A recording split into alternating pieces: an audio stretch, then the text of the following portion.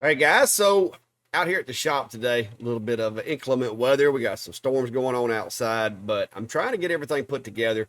As many of you may know, in about 7 days, I have an event planned here in Chilton County. It's going to be the Peach Jam Jubilee. I'm going to be set up there and doing a booth. And so today, what I'm trying to do is get all of my inventory, all of my blanks ready for the event. I have found certain things that sell really well at these events, and I plan to take full advantage of that using this little guy over here, the xTool F1. It's really portable, easy to use, and the blanks that I have are going to make this thing awesome for events. So I'm trying to get everything put together that I need to have so that I can be as efficient as possible when I get there. And I've created a couple more items to help with that. So stick around. I'm going to kind of show you what I've done and what we got going, and maybe even give you some ideas that you can use in your own booth. So be right back.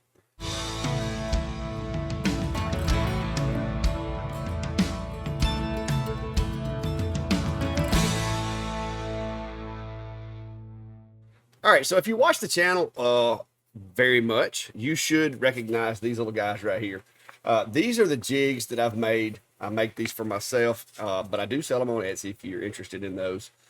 And I cut them out with other machines, particularly to be used with the F1. It's a really easy, simple process to file. Basically, you're just cutting a recess to set the object in, and then you just leave yourself a little room to be able to get in and get that thing out. You can even use other materials as spacers to make sure that the top of the material is at the top of the jig. These simply sit down in the hole where the little metal plate comes out of. It makes things a lot easier. So I find myself having a lot of those. You can see the stack over there. I've got almost 20 of these things. So the problem that I was looking at is I don't just want this random stack of things on my table as when I'm at the event. It's going to look very disorganized, and it's going to make it a little harder for me to locate the one that I need when the person walks up and says they want this or they want that. Because I have a lot of different materials. Also have some new materials that I'll be adding to the list of things that I'll be doing on site. I have some of the old traditional key rings and stuff that I do at events, and I sell these from $8 to $10 a piece, which considering the time it takes to do them, it's a pretty good little profit, especially at an event like that. It does tend to keep you busy though, because you're setting it up and hitting burn, setting it up, hitting burn. But it's always kind of been the small things that I made money from. And I do plan on doing a video. I've got some other stuff out here. I plan on doing a video of the items that I do sell when I go to these events, especially with the F1 now being part of my workflow. It makes things a little easier. But to keep up with these guys, I needed a way to do that and keep them organized. So I come up with this little design here. Basically, I took a little box, just a simple box, and I have made slots so that I can take these and set them down in these little slots here. And this will help me to keep them organized. And I got one more thing that I've got to do. I've got it on most of them, but what I want is to be able to look in there and read what it says, what each one is. So I'm going to go ahead and go back, and I'm going to set all my jigs up in the F1, and I'm going to set me up a line of text right at the top edge so that as I'm looking at this box, I can see which jig it is, and all I got to do is reach in there, grab the one that I need, slap it in the machine, and go.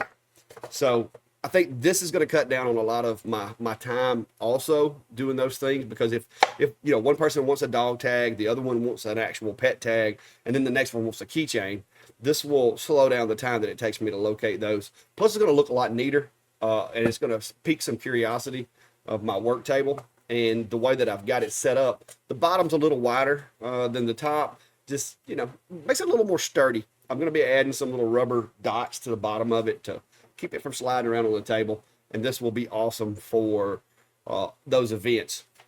So that's what I've come up with. And guys, the material I use is not that common for a lot of you folks. So to kind of show you the process that I use to make this, if you want to follow along in Lightburn to design this file, because that's the software that I use and it's simplest to me, I'm going to do a quick little how-to on how to build this file so you can build one for yourself. I know there's going to be people that's going to want to purchase mine, but this is for 4.7mm material. It's a snug fit, and I don't know that everybody's going to be able to use it. So Here's how you make your own. So let's pay attention, guys. I'm going to the screen. All right, because I'm inherently impatient and a little bit on the lazy side when it comes to designing things sometimes, this is the easiest way to do it, guys. This is the base shape that we're going to be using to make this product. And so I'm just going to click on that at boxes.py, and that is simply all you have to put in your browser to get here. All right, so we're going to the based box. All right, I've done the math for you, so if you want to write this down or just follow along and create your own, feel free. The way that you're going to want to set this up, though, is going to depend on how your machine is oriented as far as the X and the Y. I'm using the Atom Stack X40 to cut this, so my X is substantially wider than most folks. So you might want to flip these depending on how your machine's laid out. So I'm going to run X. I'm going to do this box 360 by 160, and that's going to give me the general layout. Okay, the height, this really doesn't matter. It's just a personal preference, how far up you want the jigs to stick above the box. I went with 75. My material, of course, is going to be the 4.7 millimeter. I prefer exporting these files as a G-code, so I'm going to hit G-code there. I do not need labels. I do not need a reference.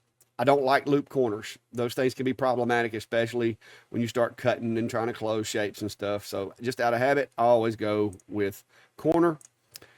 This is basically going to be your kerf setting. If you want it tight, you're going to want to add a little bit to it. This works, and it works pretty well, but I always just add 0.15. That gives it just enough friction to where it would almost stay together without glue, but with a little bit of glue, it's rock solid.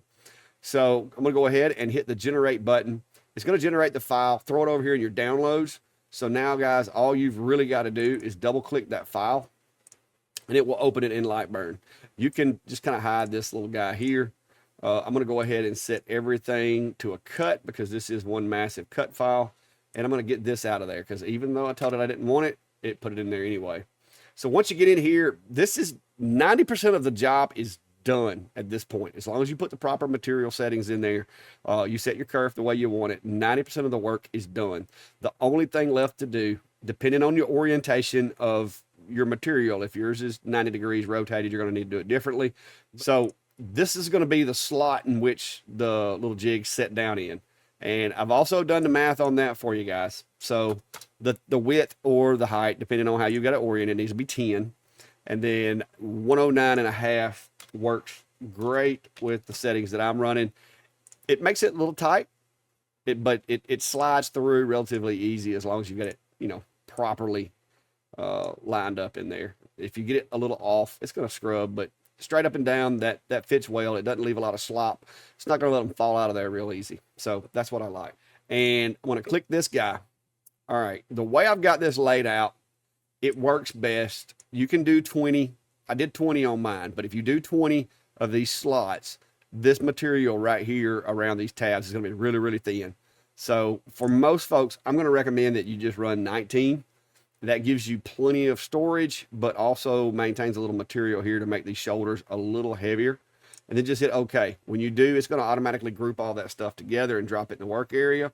Just hold Control, click on the outer shape, and then hit your little bullseye button up here to center it horizontally and vertically at the same time. And bam, there's your file, guys. That's all it takes. And now you have a little storage caddy for your Clack Shack F1 jig system. All right, guys, so for assembly, as you'll notice, that's some recycled material there. No waste going on here. Just simply line the parts up with these two here, the easiest way. Line them up, get the tabs and the slots where they're supposed to be. Put your little glue on there because when you fold this under, those are going to be the surfaces that are going to be touching each other. Just get you a nice, generous layer of glue of your choice, and then you can basically just fold this thing up. As long as you got your kerf right.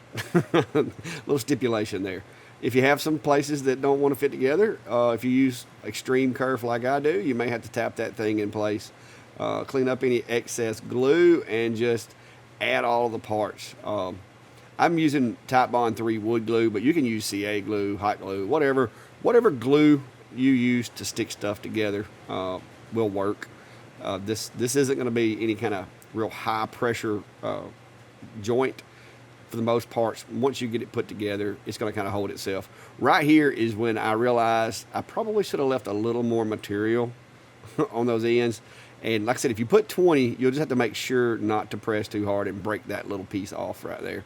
But I wound up just taking my time with it and got it in there with no problems. But 19, if you do 19 slots, that won't be an issue because you'll have enough of a shoulder there to keep that from happening. So once you get those two pieces on, all that's left to do, guys, is get the bottom and stick that on there. I use rubber bands to hold everything together. And so once it dries, I come back, take the rubber bands off, and we're good to go. All right, so there you go. Easy peasy. Makes it look organized, gives you a place to store those things. Also, one thing that we have to contend with when we go to events is a lot of times you're having to carry a lot of things in there. And having a container to hold those little jigs will just make your life a little easier.